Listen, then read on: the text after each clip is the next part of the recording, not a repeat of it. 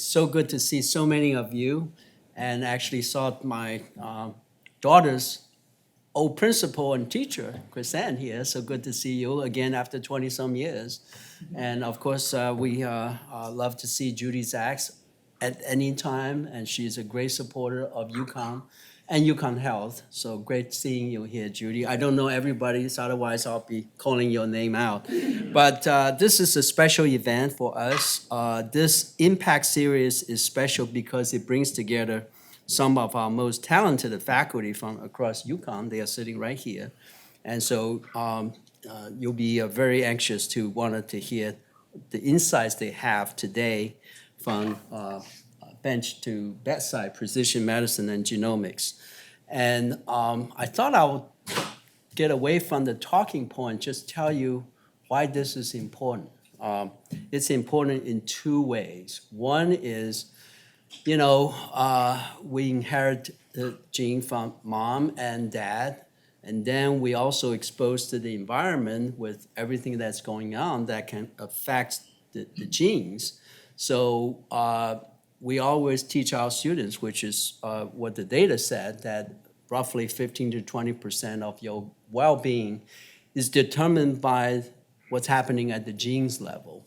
And the genes can change. They can change with time. They can change in response to environmental stimuli.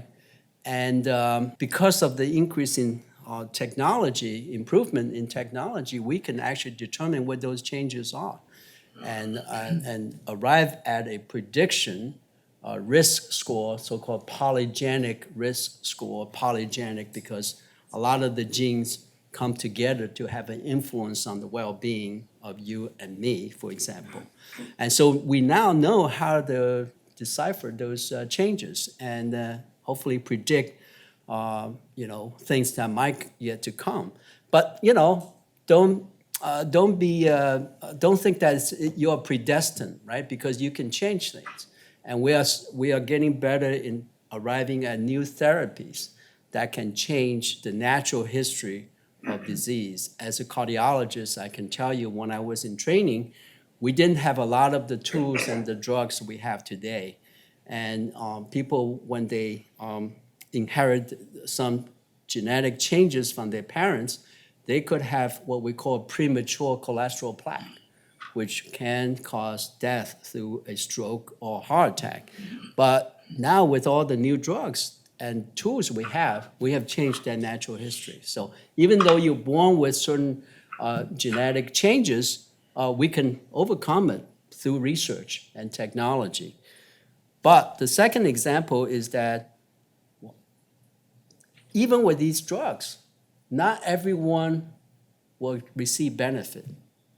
This is where the precision medicine comes in. So there are many examples in treating heart disease or cancer. It works in one individual, but it does not work in another one with the same type of cancers. And so it's our job to determine why and then develop therapy that will be targeted to that particular cancer, for example. And so you can alter the natural history. And that's coming, that's here already. And this is what our investigators and researchers are doing here at the medical school in collaboration with all our colleagues at the university to come up with new cure for disease. That's just what precision medicine is about. So I think you're going to be very excited to hear some of the advances from our stars here. I won't introduce them, but I will introduce, my pleasure to introduce our moderator for the discussion, three-time Huskies. Wow. Gillian McNeil. Gillian is a public engagement associate for the Department of Genetics at Harvard Medical School. So thank you and welcome, Gillian. Thank you, Dr. Li Yang. Can you all hear me? Okay, there we go. All right. Thank you very much for that warm welcome and your remarks. Welcome, everyone. Thank you so much for joining us this evening for this conversation, this very important conversation that I'm really thrilled to be moderating and facilitating alongside our wonderful expert panelists. We have several really key topics about cutting-edge research that we're going to be exploring with you all today. But before we dive in, I just want to give a very heartfelt welcome to everybody who's joining across the university. This is a very interdisciplinary crowd, and we recognize that there are folks from business and marketing and engineering, education, across the life sciences, and even some patients from UConn Health as well. So I really want to give a very deep and sincere welcome to all of you for joining us for this conversation. And I hope you feel welcomed and encouraged to participate in the Q&A at the end. And so in order to do that and kind of have a jumping off point that we can center on, I would love to just start by expanding on some key terms that are really relevant to our conversation so everybody can have a similar starting point. So my first question that I'm going to direct at our panelists is going to be, could someone kindly explain what we mean when we say the words genetics and genomics and precision medicine? What is kind of a high-level definition of these terms for our audience here? All right. I will start. So hello, I'm Rachel O'Neill. And I think one of the things that we know a lot about genetics as a field, it's studying heredity, studying single genes. But genomics is a relatively new field. The word didn't even exist until the late 80s. And really, technology has allowed us to do genomics, which is the study of all of the components of your genome.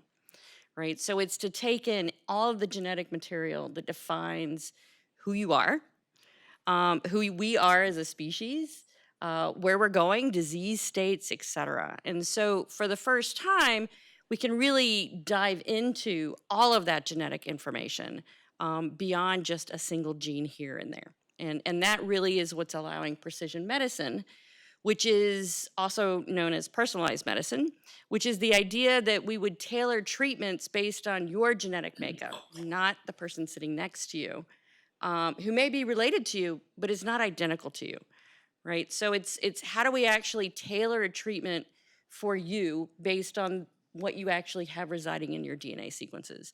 And if we think about it, cancer is a really great example. A lot of cancer treatments are, well, we know this has worked in 80% of the population that has had this particular disease. We'll try this on you first.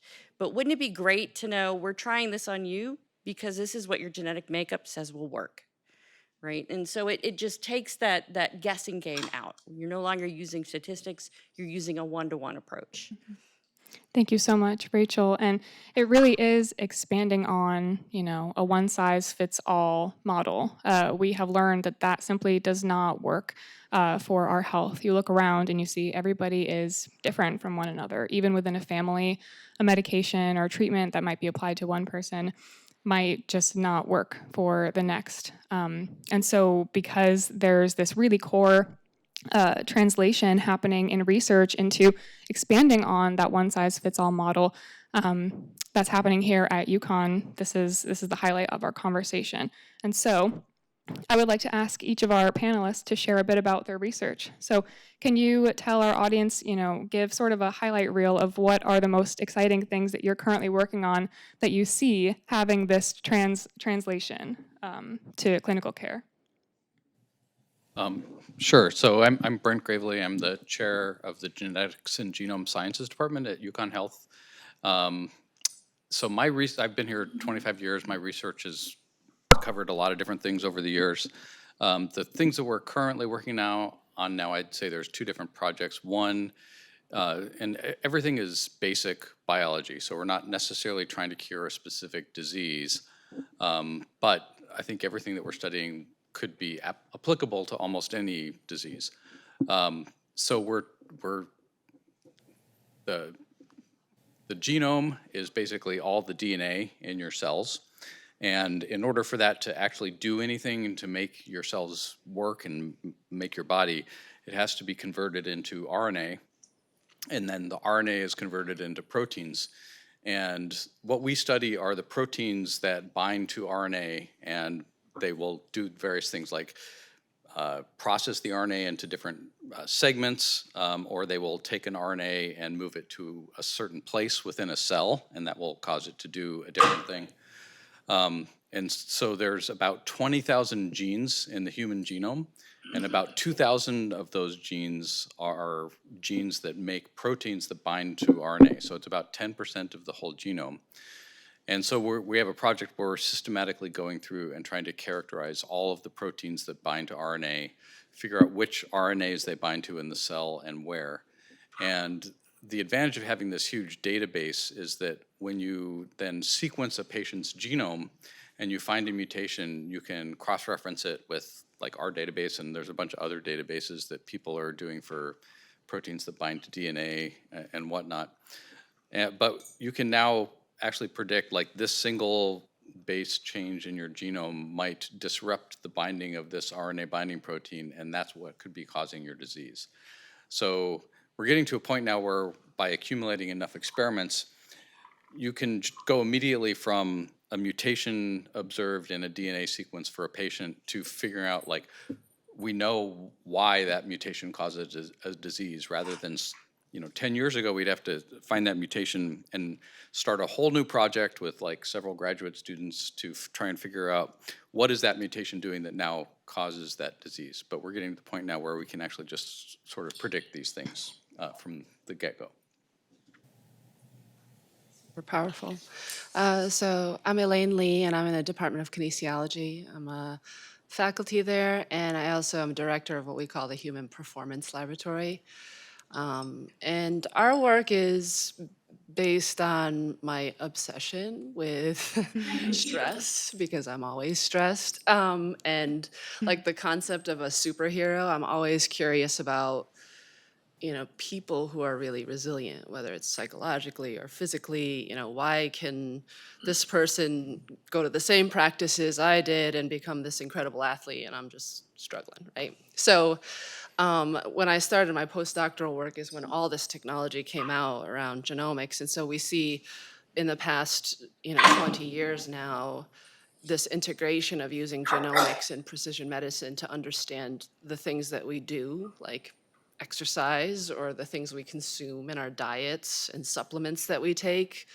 And our lab is trying to figure out what makes the folks who are really resilient. Can we get there? Can we manipulate these things? Can I take a pill and get there? And then we also, in another aspect of our work, look at, okay, if you do a bout of exercise, or if you experience a stress like taking a test, or you're exposed to a hot environment with physical activity, how long does it take you to respond? And how is that different across individuals? And how can we make that faster and better? So I'm really excited to tie together two very different worlds. And there's a lot of application to that I think is super interesting. So for example, we worked with an NFL team. I think I can say the Philadelphia Eagles came to, they didn't do that great this year. So, they had this question to me about half the teams, they play Sunday night games every Sunday for many weeks, right? It's incredibly stressful. Quite a few of the teams have the game and then practice Monday. And then quite a few of the teams have the game, take Monday off, and then practice Tuesday. So we can collaborate with folks like Dr. O'Neill. She'll talk about her work, but we use quite a lot of kind of the technology and services that she offers in the directorship at the CGI and ISG. And we can look at the gene expression and responses of the genetics of each person to say, well, maybe not the whole team should come back and practice on Monday. Maybe we need to customize this. And we do that for supplements and exercise training programs. And what I really love about precision medicine is this power to say, it's not you, it's just that we're all different. And it's our job as researchers to figure out how you're different genetically, genomically, and can we make that better for each person, really in a customized way. So we do that in the exercise and nutrition space, and then also environmental heat stress. And our focus right now heavily is on women, because I am a woman, and also as a mom of 2 young kids, now I'm obsessed with the stress of moms and women, and so we've been looking at athletes who have children and come back to their sport and things like that. So I think we can really do innovative things with the work that we collaborate on. Great. So, hi, we met earlier. So my lab actually does a lot of things, and they all center around trying to understand the functional components of the genome. We heard that there are 20,000-ish genes in the human genome, but that makes up about 2% of the material in our cells. And so I'm really interested in what all the other stuff does. More than 50% of our genome is made up of repetitive sequences. And I really want to know what those do. Do they have an impact on gene expression profiles, disease profiles? Do they define what it is that makes us human or what it makes us individuals? And so we're learning from new technologies, and one of the things that I do a lot of is pushing the envelope of technologies and using it on many different organisms, human included. We work on, for example, a project that we're just completing now is we're doing genome sequencing for all of the great apes. And this allows us to compare all of the apes to human to say these are the genes that really are human specific, right? These are the genes that may actually implicate different behaviors that we have that are very different than gorillas and chimp, for example. Or longevity. Lifespan is very different across the primates, and we want to understand why. And we actually have no idea, right? So having that genetic information is really powerful. But what we also didn't understand, and still don't, is how diverse the human population is. And so we've really been gauging diversity on this subset of the 20,000 genes, which is less than 1%, right? We're not really thinking about what all of this other material may be doing in terms of human diversity.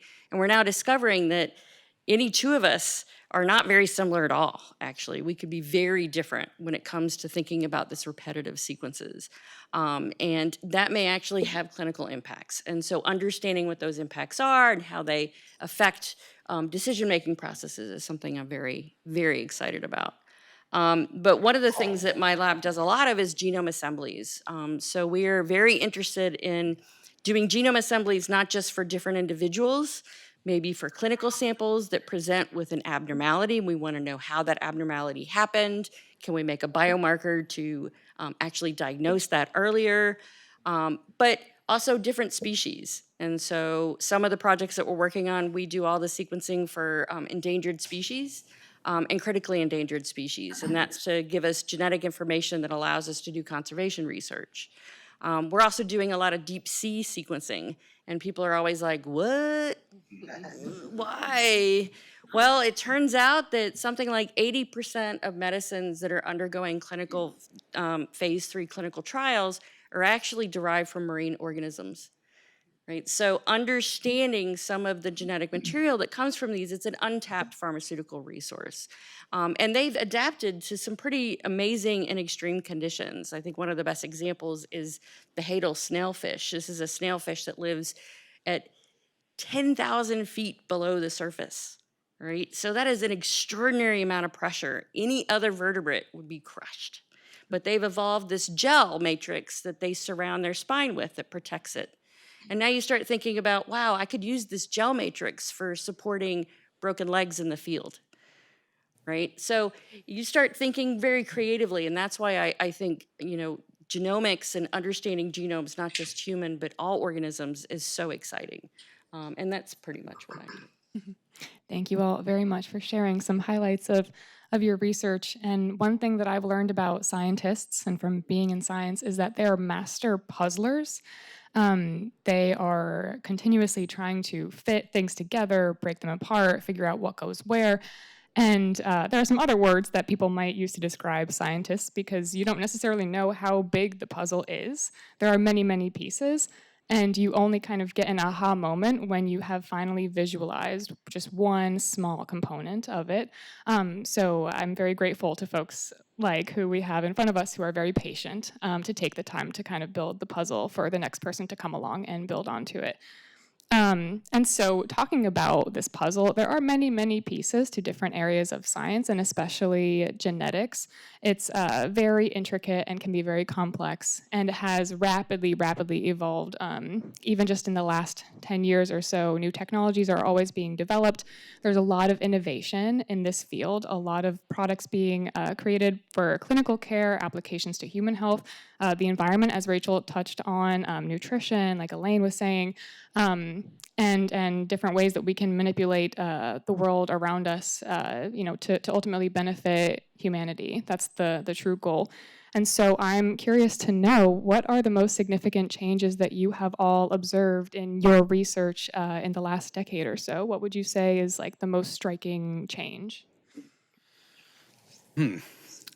That's a good question. Well, there's a lot, but I would say I would say there's two. One is the DNA sequencing technology, and the other is CRISPR technology. So the DNA sequencing technology is probably more applicable to most of the research that everybody does. And so, when the Human Genome Project was done 30 years ago, well, I 2003. Yeah. yeah, something like that. It's a long time. Anyway, it costs like billions of dollars, and there were like basically factories the size of a football field that were required to sequence it, and it took like several years, and supercomputers and everything, and it's crazy.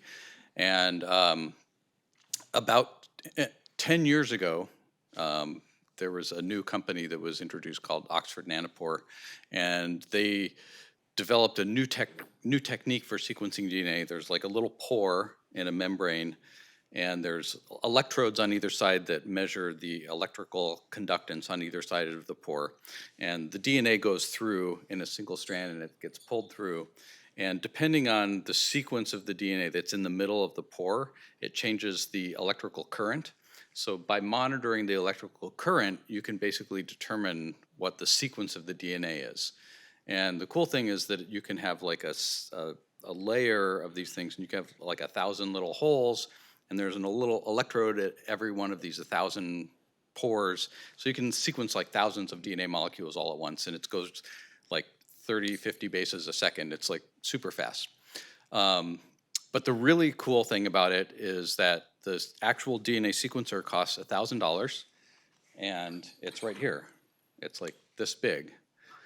And you plug this into your laptop, and you can sequence DNA. So you can actually do this on your bedside. The very first time I did this 10 years ago was in my kitchen at home, because I was so excited. It was on a weekend. I was coming back from Paris, and I got the DNA sequencer was in the lab on a Friday night, so I took it home with me, and I sequenced DNA over the weekend because I didn't want to come into the lab.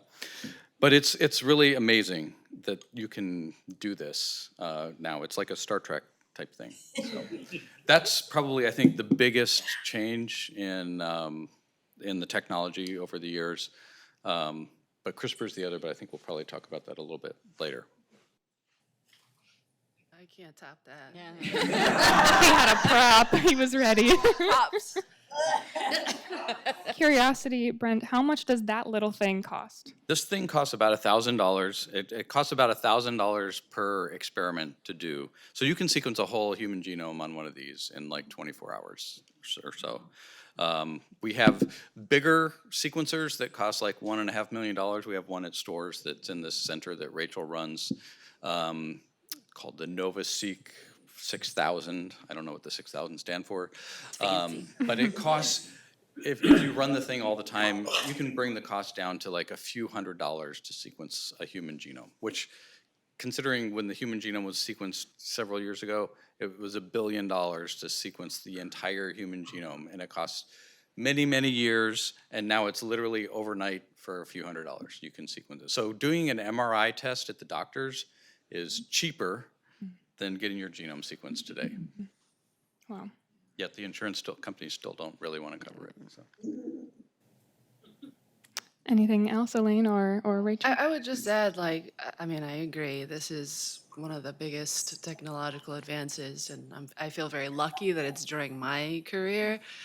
But to follow up with this is the appreciation, the access for scientists, for example, in my space, to be able to use this and say, we can ask really intriguing questions about the most basic thing, like moving your body and how that affects you and your health long term. And so I'm lucky enough, at the start of my grad school, that this came out and exercise scientists started to study this, and I basically jumped on the train at a really opportune time. I think, I was really lucky in that way to get in early, and now we have exercise genomicists, and so this is the stars aligning, because we have this today, but our main professional society is American College of Sports Medicine, and they have their international conference next week in Boston. And the whole week-long conference is precision medicine and exercise.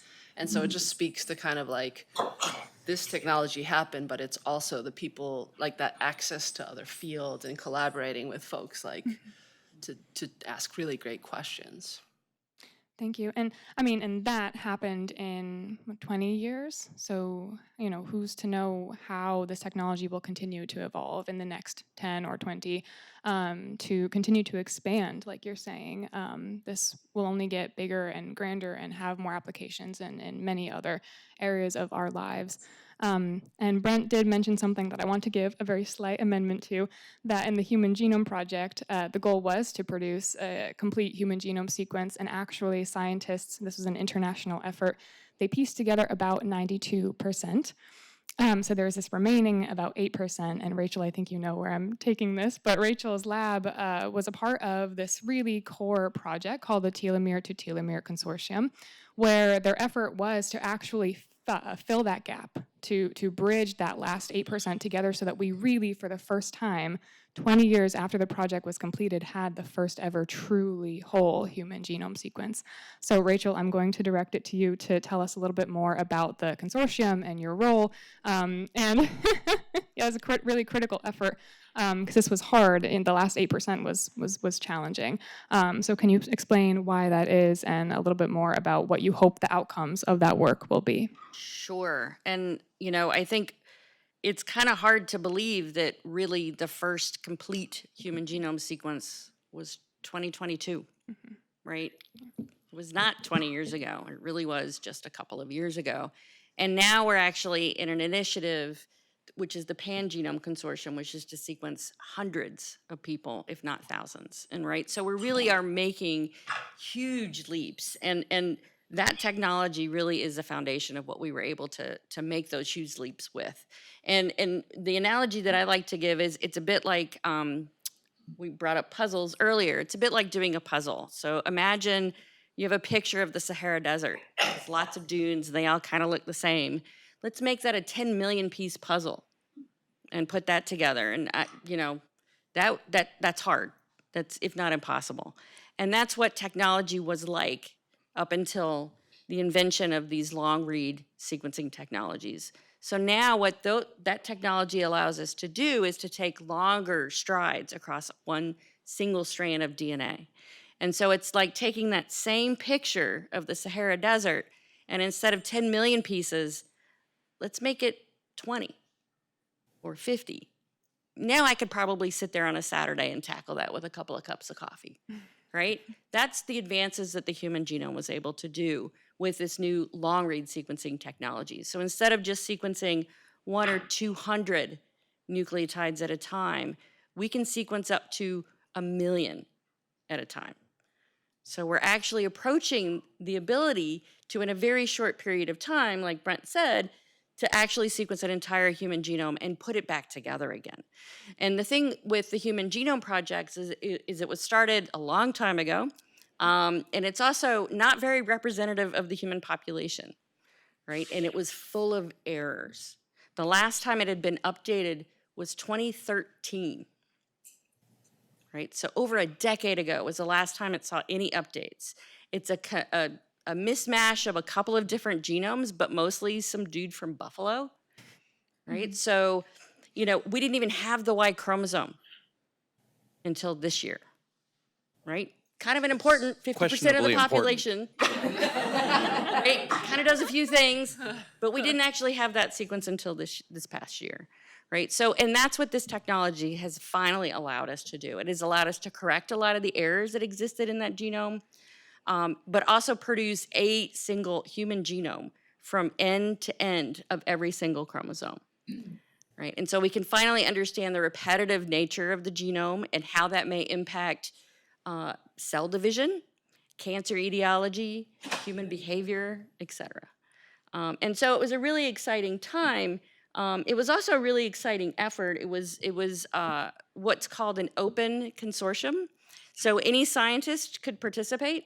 And my lab was one of those labs that decided to participate. And some of the leaders were actually grad students. So our paper that was associated with the consortium, the first 4 authors were graduate students. And in fact, 5 of the 6 main papers, the lead authors were graduate students. And so it was a really different way of doing science. It was a very open way of doing science. All data was shared. All data was made available to anybody at any time. And I think the leaps that we made in that project in a very short period of time is just a snapshot of what we can actually do moving forward. Given the right tools, the right people in the right place, we can really make a lot of strides in human biology. Thank you, Rachel. Yeah, without having the T2T project and the scientists who were dedicated to this effort, we really would not have a complete human genome. Like Brent said, we would not have the Y chromosome coming from our XY on the panel. So it was a very, very critical effort. And I would like to pivot to another area of science that I think is very much on the cutting edge and that a lot of people have questions about, which is gene editing. Can I see a show of hands who has heard of CRISPR before, CRISPR technology? Okay, wow, a pretty significant portion of our room. How many folks actually work with this technology directly? Okay, we see. Okay, and thank you. A couple of folks in the room, but most of us have heard about it. We've probably heard about it maybe in the context of human health. I see some nodding heads. That the first person who was actually treated for a genetic disorder for sickle cell disease using CRISPR-based gene therapy was in 2019, so just a few years ago. Her name was Victoria Gray. And as far as I'm aware, based on news reports, she has been completely cured of sickle cell disease using this technology. People have a lot of questions about it, about how it works, about how safe it is, different applications to human health and other applications as well. And I'm thankful that we have someone on our panel who uses CRISPR in his work. So I would love to ask you, Brent, to explain a little bit about how CRISPR works and the applications that you are using in your lab. Sure. So my lab started working on CRISPR like 15 years ago, before it was hot and sexy. It was at that time it was recognized that it was basically an immune system for bacteria, and so basically these bacteria have these sequences in their genome that match viruses. So just like us, bacteria get infected by viruses that infect them, and basically, when the virus gets in, it typically blows the bacteria up, and that's how they replicate. So it's really bad if you're a bacteria to have a virus infect you, because you're going to die. So what they do is they have these little sequences they express, and there's a protein that binds to that RNA sequence, and that sequence matches a virus. So what happens is that the RNA sequence binds to the viral RNA or DNA and cuts it in half and kills the virus. And anytime a bacteria gets infected with a new virus that it's not ever seen or it's not immune to, it has a system inside it that's part of this CRISPR system that basically cuts a chunk of the viral DNA or RNA out and inserts it into the bacterial genome. So now it has a record of that virus. So all of that bacteria's progeny, because bacteria just divide in half and that's how they have kids, and so all their progeny then are then immune to that virus that they got encountered with. So we were interested in studying it just because it was really cool. It was like this arms race between bacteria and viruses, and they're inserting it into the DNA, and then the DNA is what's causing the bacteria to be immune to the viruses. And then what happened is people more creative than me figured out, oh, well, we can use this to edit the human genome or the genome of any organism, really. And all they do is they take so there's 2 parts of it. There's a protein in the bacteria, the one that's typically used is called Cas9, but it doesn't really matter. It's just an enzyme that binds to RNA and cuts the RNA or DNA. And then there are these small little RNA sequences, which are the things that match the virus that it's getting infected with. And that RNA is made from the bacterial genome. It binds to the Cas protein, and then that complex of the protein, the RNA, binds to the viral genome and cuts it. And so what researchers figured out that they could do is basically take that bacterial protein and the RNA and express them in human cells, And say in the case of sickle cell anemia, that's caused by a mutation in the beta globin gene. And it's like one single letter in the beta globin gene is changed in sickle cell anemia. So what they do is they take the RNA sequence and they match it to the part where it has that mutation in it. And then that whole complex goes and cuts the beta globin gene exactly where the mutation is, and then the cell can fix it, essentially. So you can now, essentially, with this technology, go and make any change you want into the DNA. And the simplest ones are just changing a single letter to another letter, but you can do things like cut a chunk out and delete like a million base pairs or something like that and remove an entire gene. Or you can invert things around or do all sorts of crazy things. But it's an amazing invention. It's like super easy to do in the lab, kind of ridiculously easy, to be honest. And it won the Nobel Prize a couple of years ago during the pandemic. I can't remember exactly what year, but it's amazing technology. Yeah. I got a question. So what's the word CRISPR mean? Or Oh gosh, that's a cool name, right? it's a cool a great name, but question. it's terrible. So it's an acronym. I work on this and I don't know if I can get it right. Clustered regular interspaced palindromic repeats.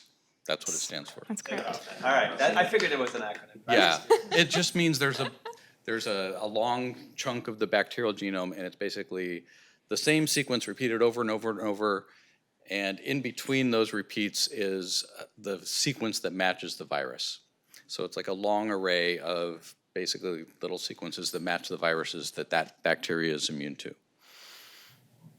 So the name is terrible. I mean, the CRISPR sounds cool, but it doesn't mean anything as far as what it actually does. There are a lot of folks who have questions, which we might hear in Q&A about this technology and about the different applications and safeguards. I would love to know from all of your perspectives as scientists if you hear any concerns or if you have any kind of ethical questions yourselves or ideas about the use of gene editing technology for health purposes, or even we have talked about human enhancement. What does that look like? What does that mean? That might be especially pertinent potentially, Elaine, in your work in the future with elite athletes. So just out of curiosity, let's talk a little bit about the social impact, social implications of some of this work. Are there any things that have come up even in your labs among students who have talked about this kind of stuff? Yeah, I can start because my field is shady when it comes to gene editing. So I think one of the things that's come from this precision medicine and genomics advances is this real need for also a parallel development of the field of bioethics when it comes to genetics and genomics. There are groups that I think in sports and nutrition and diet that are focusing on that, but I can kind of give you the dark side of this, which obviously you can think of a million things, but when we think about the fact that we have in our hands to so easily change the recipe book that you've been given, right? Like get rid of all the Jell-O recipes that you've got from your ancestors, but to manipulate that to enhance your performance and get an edge is certainly something that we know is happening. It's, I would say in the US, really something we know exists, it's tightly regulated, but elsewhere where places are less regulated and there's more happening using this technology, we're seeing, and we have genes also, we have lists of genes that we know enhance your performance. You can exercise longer without getting fatigued because you're able to process oxygen differently physiologically. Or you can metabolize nutrients differently and it will enhance your ability to compete in a short event or something like that. And so we have lists of genes that also we know enhance your trainability. Like all of you in this room have probably pursued exercise or physical activity in some way, and everybody will say it had a different impact, right? And so we have lots of information about the genetics of how that differs among people. It's by no means fully understood, but now we have in the area of ethical kind of questions, folks who are trying to change that in young children, right? Like I want my child to be, we're not just paying for like all these specialty camps and coaches, but now we have at our fingertips this ability to change their genome so that they can be this like elite athlete. And so there's certainly things like that. And then on the other side, when we think about military applications too across different countries, like folks are talking about this, and I'm like always thinking about Captain America, right? So it's not the Vita Ray, but we actually have in our hands the ability to change the genome and individual kind of like identity at the genetic level. So we don't do that in my lab, but I'm just saying it's out there to answer the question and kind of bring up kind of probably what you guys are thinking about, hearing how simple it is. Right. Yeah, I mean, so the sickle cell anemia, so the way that that's treated is they take basically the blood stem cells out of the patient's body. In a tissue culture dish, they change the one gene for the beta globin, which now makes it, and the beta globin is a gene that's involved in like the utilization and storage of oxygen in the blood, in red blood cells. And so then they reintroduce that back, those cells back into the patient, and they repopulate basically the blood. And so now you're basically cured because all your red blood cells now have the correct version of beta globin. But you can imagine like Lance Armstrong, for instance, instead of just jamming more red blood cells into his body, might edit his own DNA to create a form of beta globin that now is better at processing oxygen. So, like, they couldn't even detect that the way that this would be done unless they do whole genome sequencing of his red blood cells, compare them to the rest of his body. So the technology to do like blood doping genetically exists today. They can be done, and who knows if people are doing it or not. But It's not necessarily things that are being studied at I'm not UConn. condoning it. I'm just saying Disclaimer. it's possible. Although we're making like resilient animals, right? Like, I mean, I'm obsessed with this tree frog, Rana sylvatica. It like totally freezes and then thaws in the spring. And we've manipulated some of the genes that are similar in that frog in like a worm model so that it's more stress resilient. So we call these like our super worms in the lab, but it's like totally possible right now and so easy. I mean, like an undergraduate student is doing this to create these worms that are incredibly stress resilient. Thank you for highlighting both the science and sort of the ethical things that we're grappling, which I do want to bring up, not only because it's a focal point of my own personal work at Harvard, but also because, like Elaine said, the ethics have to go hand in hand with the science. It's not a good practice to necessarily have science just barrel forward and not consider the people that are going to be impacted by the outcomes across all of society. And I see a lot of nods and agreement. So thank you both for touching on those things. And yes. So when you were talking about there's still like a bunch of like repetitive sequences in there, do you think the CRISPR stuff, like let's say I do change my ability to like utilize oxygen, do you think there'd be a downstream effect that would then create a limit where it might be negative if they train so hard? Yeah, I think the short answer is yes. And I think that's sort of where genomics can come in, right? You change one feature of a gene, you can actually study all the ways that the DNA responds, right? All the different genes that may respond to that pathway. But that work hasn't been done yet. Do you think it's like self-limiting at all? Potentially, it could be.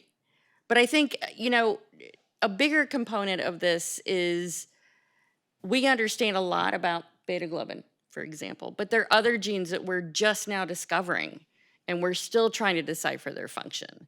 And those are the ones, and their combinations, right? So it's when people actually start doing CRISPR editing of not one gene, but maybe 5 or 10 at a time, that you start to gamble a little bit. And I really use that word because it's a really great way of explaining a phenomenon called epistasis, where different genes interact differently in different backgrounds. And it's a bit like thinking about poker, right? So you could have a really great poker hand. If you just had that one ace, right, you'd have a straight.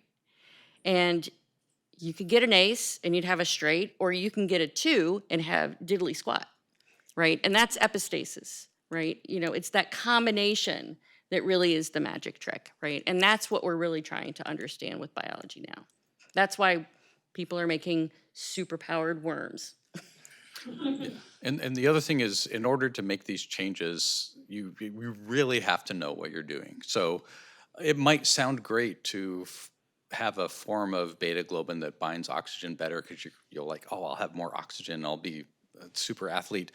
But releasing oxygen is also important. So if it binds it too tightly and it can't release it, then you're gonna suffocate basically because you can't exchange oxygen. So there's a lot of, people have these great ideas for, I'll make this mutation to create this mutant of this protein to do this and everything will be better, but there's all these unintended consequences that we just don't know about. So there's so much that we don't know. Evolution is amazing because it's had billions of years with beta globin genes to basically get that sweet spot for binding oxygen, but also being able to release it. And there's a reason that all of us have basically the same sequence for beta globin, is because that's kind of the optimal sequence for humans.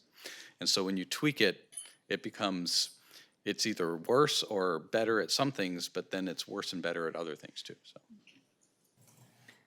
It's a question. I'm just curious, because basic questions, because I'm not, I've looked at the stuff, but I'm obviously not officially educated. With the genome, is the sequence fixed? So you go to like gene 37, that means something. Gene 202, that means something.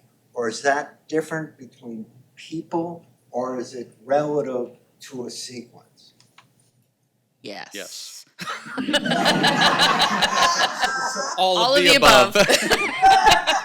But wait a second, because I think all this up, because one says that it's fixed and one says it's relative.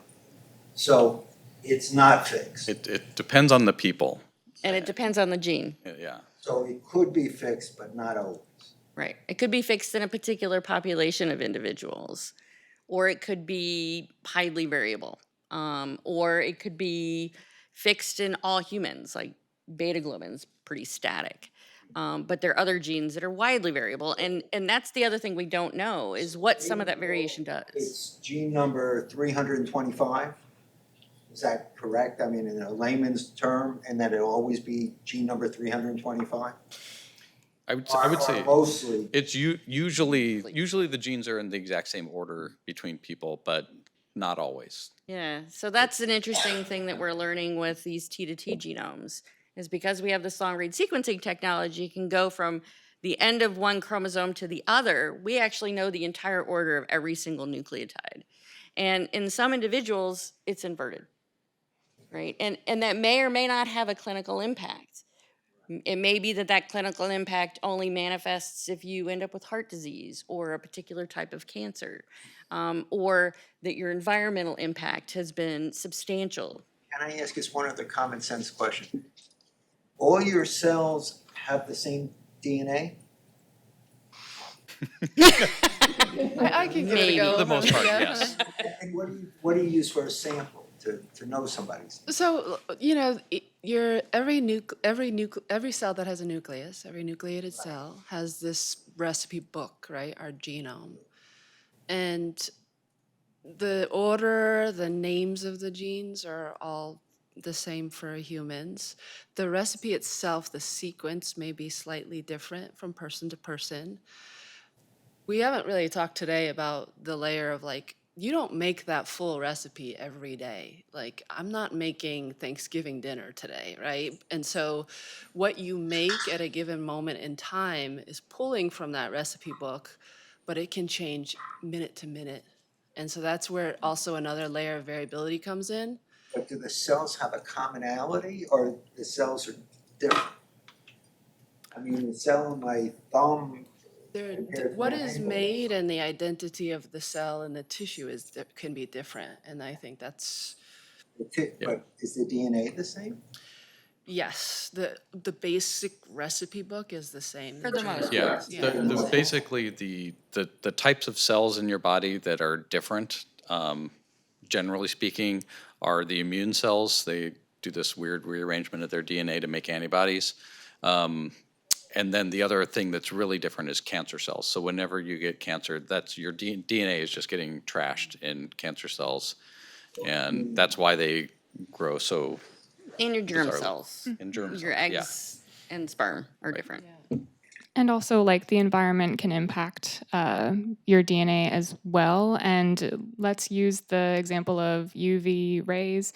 We'll talk about like skin cancer, the development of skin cancer, and a lot of that is because DNA is being mutated very, very basically by these external mutagens, the UV rays that you are experiencing, and that can result in this cancer, and that ultimately produces a melanoma in your skin. So that is just one way that the environment, the world around you, can impact your DNA, and also that you can accrue natural changes in your DNA just as you live, as you age, as a pretty like typical process just of aging. Cell machinery doesn't necessarily work quite as well over the lifespan. It kind of slows down and maybe misses something when a cell replicates its DNA. It might miss a chunk here and there and make an error. And so to your point, it actually can experience some very targeted changes in different cells in your body as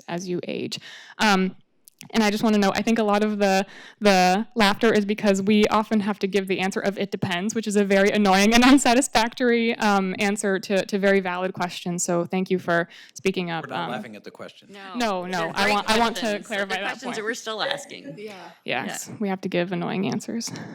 Thank you. So there's Besides wishing I didn't watch Planet of the Apes before this discussion, because if I remember, that's where it kind of started. One question I have is I think Elaine touched on it a little bit. Doing all this work is expensive, requires a lot of technology, requires a lot of resources. By going down this path, how are we going to ensure that everyone who needs it has access to it, or is this going to turn into basically another way to separate them from the who has it to the who's not in this world, which we see? I mean, I'm employee benefits, I see it all the time in terms of cost, who gets access, who doesn't. So what can the scientific community make sure is these things develop and grow that everyone who needs it has access to it, or is that not going to be possible? I think this is a wonderful, wonderful question. Thank you for bringing this up, because one thing that scientists can do is have conversations with our communities. I mean, this is like a really basic, kind of one-on-one seeming thing. Like, yeah, of course, talk to people and hear their opinions, hear their perspectives, learn what they think and how they feel about genetic science and technology and how it's advancing, how it applies to their lives. So what I will do, if there are any scientists, I know there are some in our audience, and I know some who are already doing this work, please, if you have the time and the bandwidth to get out into communities and engage people in conversation.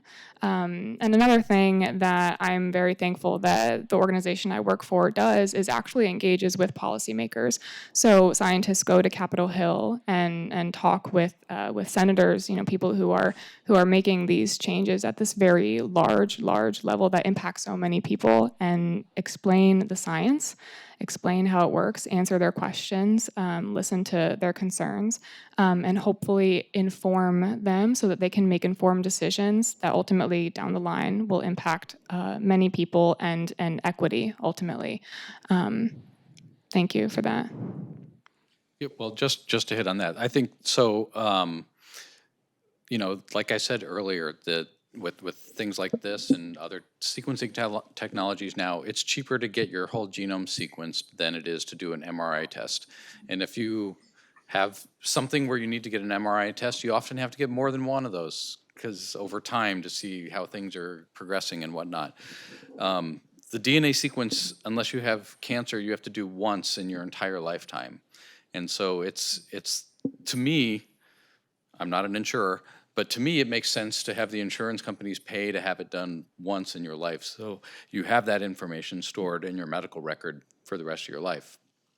The insurers are still reluctant to pay for whole genome sequences, except in very rare circumstances when they can't figure out anything else is wrong with you. But I think, so the cost of doing the DNA sequencing is so low right now that it should be accessible to almost everyone. Through insurance companies. We just have to get the insurance companies to pay for it. Mm-hmm. I could argue with you in terms of why MRIs are so high. That's entirely. Well, that's another issue, yes. Yes. And I think a caveat to this is also the diversity of representation of individuals in the background data that's actually feeding some of this decision making, right? So the first human genome was this guy from Buffalo. But, you know, what about women? What about, you know, people with mixed ancestry? You know, we all come in with ancestry from many other portions of the world. You know, my red hair does not actually come from the United States. It comes from Europe, right? And so there's certain genes that come along with that and certain risk factors, and we should be building those into our database. And that is some of the work that is going on here at UConn, which is trying to reach out to a broader community to build not only an information base, but a database. And I'm also concerned, like I said before, like even with the GLPs right now that everybody's talking about, some insurers, some employers are paying for it, some are not. There's this huge morass of what are we going to do? And I could just see this going right into, are we going to pay, who's going to pay for it, how are you going to cover it? Right. Does that mean you have to be a millionaire and have a job to get coverage, and if you're not, you're out of luck? How does it, as you said, try to be equitable? Because there's one thing, especially in this country, healthcare is not equitable. Yeah, and 10 years ago, you would have had to have been a millionaire to get your genome sequenced, right? And now, you know, it is affordable. It should be available to everybody. I had a question Yes, I had a about, question. I'm sorry, I had a question. One question I had was, you talked about being able to see a particular variation and predict a disease. What is the current use of AI into research and in the future? And I have a second question, which is, you're talking about cells. Whatever happened to stem cell research, and can you comment on that? Two big questions. Yeah, sorry, everybody got quiet. The AI question I can answer, because we've been tackling this now with funding agencies, and funding agencies are like, you need to address the AI question. And believe it or not, we've been actually using AI and machine learning to do things like genome assemblies for quite some time. And now we're in a new phase of AI. And I was actually just listening on the drive-in today that there's still some controversy over how smart AI actually is. I guess AI took the MIT bar, or was it the Harvard bar exam? I'm not sure which, but apparently a year ago they said it made a 90%, and somebody reassessed that information, and it turns out they barely passed with like a 48%. So there's AI works on the information that we give it, right? So the more information that we give it that's accurate, and that's where that diversity piece comes in, like sequencing more individuals that are a very good swath of the human population. We really need to do that to feed the AI the information to actually make some of these associations. But there's always going to have to be statistical rigor. And that's one of the things about science, is that it's a very rigorous field. There are many, many eyes on each and every problem that's out there. The second question I can let somebody else answer. Well, can I just add to that really quickly is, you know, one of the things, so precision medicine, bioethics, and then this AI piece is also really important when you ask that question about prediction, when it's not a simple question like a beta globin and a sickle cell disease. So if we think about cardiovascular disease, stroke, diabetes, like in our world, you know, big all causes of mortality, like these are things that we're informing AI models with data and genomics to understand like all the different ways that it can lead to a likelihood that you'll end up there. So in a way, it's a good thing because it gives us this idea that prediction is not just an easy, you have this and then you're gonna be here, right? I always think of that movie, has anyone ever seen Gattaca, right? A great movie. So I Still love, like, when I think about timely. AI, it's like this appreciation for a tool that can help us make better predictions based on stuff we know already. And there's obviously lots of room to grow. Right. I don't And- know about the stem cells. Yeah, and there's still a lot. I mean, think about your genome is 6 billion nucleotides, right? So that's a lot of information in one cell. And so imagine that for 6 billion people, right? So that's a lot of diversity that we really need to start to understand. The stem cell question is interesting because stem cell research hasn't really gone anywhere. It's just evolved. And it's evolved to induced pluripotent stem cells, because now we can actually create stem cells from terminally differentiated cells like your skin cell. we can turn that back into a reverted state. And I think Brent, actually, you can probably speak more to this. No, maybe, maybe not. No, I mean, yeah, I mean, the stem cells are still big. It's not as flashy as it used to be. I think there are fads in science, like in culture. So 10, 15 years ago, it was stem cells. Now it's CRISPR. Now it's AI. The stem cell research has just become more commonplace. It's much easier to do in individual labs. You don't need like a huge core facility to actually do it anymore. So it's very active. A lot of the CRISPR therapeutics involve doing it in stem cells and then implanting those stem cells back in patients. So it's still definitely a very active area of research, and it's just kind of, it's not as hot and sexy as AI and CRISPR. But it is. But getting back to the AI thing too, real quick, is the it's being used in genomics, but it's still pretty early days. But the thing that it's been, I think, the most useful in biological sciences so far, there's this program that came out in the last couple of years, and just last week, I think, was the most recent version, is this thing called AlphaFold. I don't know if anybody's heard of this.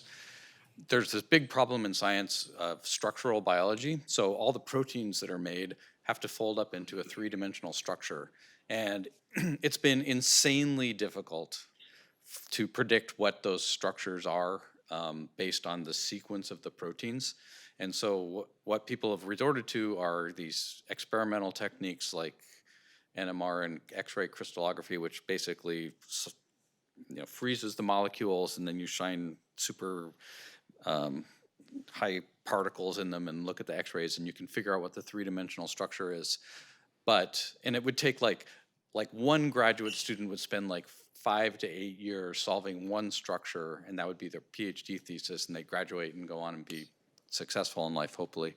But now there's this program called AlphaFold that can literally solve all of the structures for all life in a few days.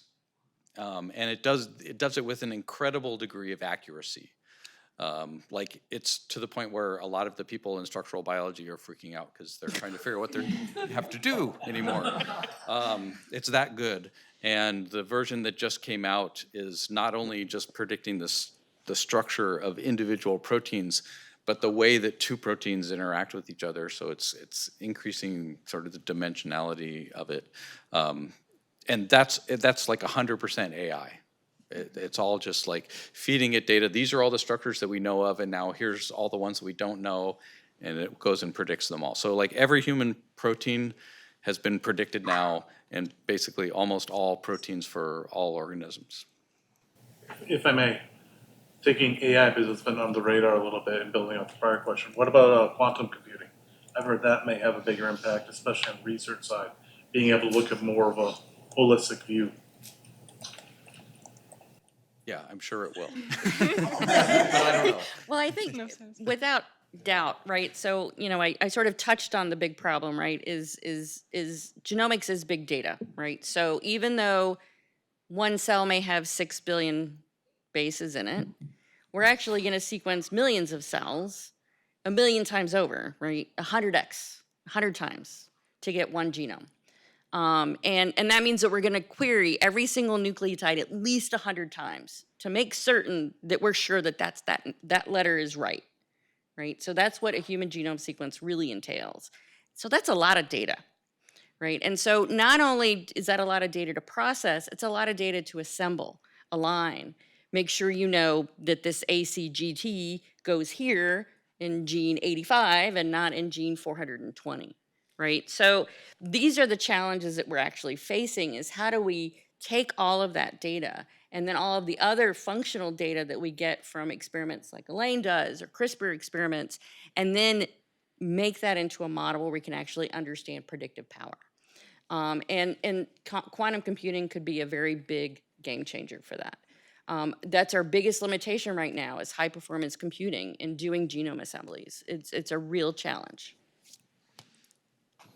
Given a person who has a known sequence, and suppose there's 20 nasty genes in there that can suggest something, how do you know the gene is active or quiescent? And whether it's going to express itself and be a risk or just be going for the ride. I think it depends on the cell type and what we know about that gene. So, were you gonna say something? No, I was going to say that basically, different genes are expressed in different cells, so it would depend on whether the disease a person had was a neurological disorder or something in the liver or heart. But if you didn't have disease and you had. Oh, if you didn't have disease, yeah. What do you do with that data? Ignore it? I don't know. That's why insurance companies don't want to pay for it. It really depends. I mean, there's, to be honest, right now, there's, I think maybe 60 genes that we know of that there is something that if you have the particular mutation in one of those genes, there's something that doctors can do about it, whether it's a medicine or, change your lifestyle or something like that. That being said, there's hundreds and hundreds and hundreds of other genes where if there's a mutation in them, the doctor can't tell you what to do. So those are the ones that are more worrying. If you have a mutation in one of those 60 genes or so, you definitely want to know that because you can do something about it today. And a lot of preventative care and whatnot. It's the other ones that are tricky. So this is where we need to know a lot more about biology, human health, physiology, exercising, all that in order to interpret those things. And I can add to that with go ahead. an example. So one of the things that I think is so powerful about precision medicine is to have that information if something does manifest. So we have examples of diseases where a person may have a version of a carbohydrate metabolizing protein in the muscle. That's not great. It works. You have no symptoms, but the minute you start exercising for a prolonged period, you manifest as, we say, exercise intolerance, right? And so when I read about this to teach, I'm like, I think I have this disease, right? So it's this thing that comes out, but having that information would distinguish that patient from just being unfit or have an injury versus, oh, you have this genetic background that's the reason why you're exercise intolerant. And what's really interesting about that particular case, McArdle disease, is you can change the diet during exercise. So you can give that person, of all things, cornstarch, and they'll be able to exercise for longer. So there's so much power, even if you feel like, I don't know what to do with that. There's a lot of folks trying to understand how those things do come out with age or with stress or something like that. And I think that there's subtlety to that we could never, ever tackle without having had the genotype. And it takes the burden off of us, I think, the blame, oh, I'm just not a fit person, I can't exercise. Well, you never knew that you had this thing that shows up the minute you start participating in endurance exercise. Lots of questions. I just wanted to note, one thing that we learn is the more you know you don't know. I feel like that's a very common theme in this conversation and in science in general and research. I also want to say, I think we have just a few minutes left. Is that correct? Yes. So in those last few minutes, let's maybe try to get to one or two more questions. I just have a really quick follow-up question to something you just said about the 60 genes that they know might be a problem. So thinking about something I think we heard earlier of, before precision medicine, it was people with this type of cancer, this treatment works 80% of the time or whatever it is. Do they know anything around those 60 genes, based on what they can see in the genome, that this person should do this thing for that versus this person should do this other thing? Or is it everyone that has that issue with that gene should all do the same thing? So again, the answer is yes. But I would say for the most part, if an individual has, mutation X in gene Y, you should take this drug. There are a few examples of, depending on your ethnic background, if you have a particular mutation, it might go different ways. So it depends on the exact mutation, the gene, and whatnot. But it's for the most part, most of these therapeutics work for most people. Not all of them, but most of them do. I think the next big frontier is understanding those poker hands, right? Is the interaction of all 5 cards in that hand. Not just one of the 60, but 5 out of the 20,000. Or even loci that are not in genes, of which there could be 6 billion potentials.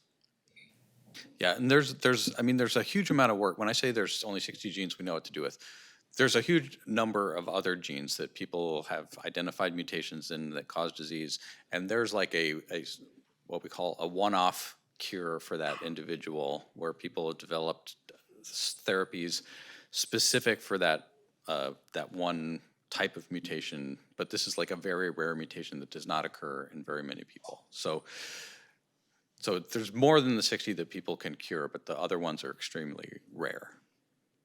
And pose challenges for getting support for clinical trials when there are so few people who have, one very specific type of change in their cell.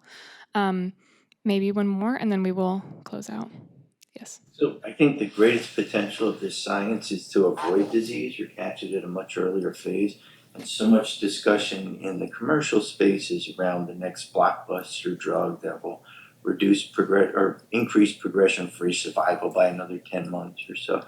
And so I really worry about the incentives, the commercial incentives. And if early detection has so much potential, maybe it's a policy question or a lobbying question. Like, how do you drive this science to the point where it's going to have the maximum benefit? You take patients away from a company that's selling a very expensive drug. You take patients out of the oncology ward that are keeping a hospital flowing. It was built to take care of patients. So how do you align those?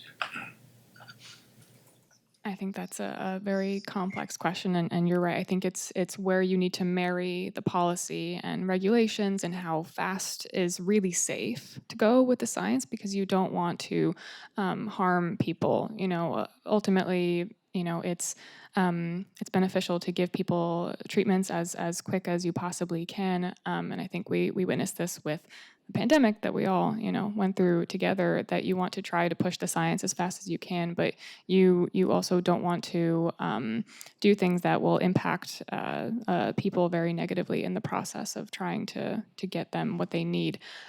So there is a very delicate balance, I think, between involving people who change the policy and the people who do the science and the educators who engage communities in learning about these new treatments or whatever's available to them, because there might be something available to a person and they are unaware just because they're not tapped into a certain network, or their healthcare provider doesn't know, or maybe they don't have the infrastructure and the resource support that they have in the healthcare system they're tapped into to get that. So it's complex. And again, I say that awful answer of it depends.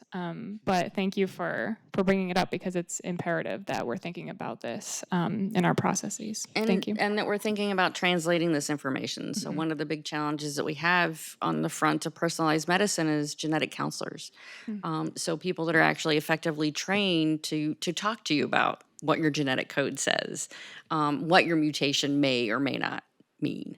And that's a really important position that we are very understaffed for in this country. We are not training enough genetic counselors, and certainly not enough genomic counselors. And that's something that we're trying to do here at UConn now too. There's a brand new program that just started to train this next generation of people who can translate this information to direct patient applications, sitting down with a person face to face and saying, hey, we found this or we didn't find this, and this is what this means for your health and potentially the health of your family as well. So yeah, this is a program that just opened up within the ISG. And I'm not a part of it, but I have friends who are, and it's a wonderful program, and very proud that it just started. It was a long process, but it's here. So thank you all. I think now it's time for us to wrap up. I'm so appreciative to have this opportunity to engage with you all in such a lovely conversation, and also to the foundation for hosting us. So thank you, and I'm going to pass it off to Josh. About a round of applause.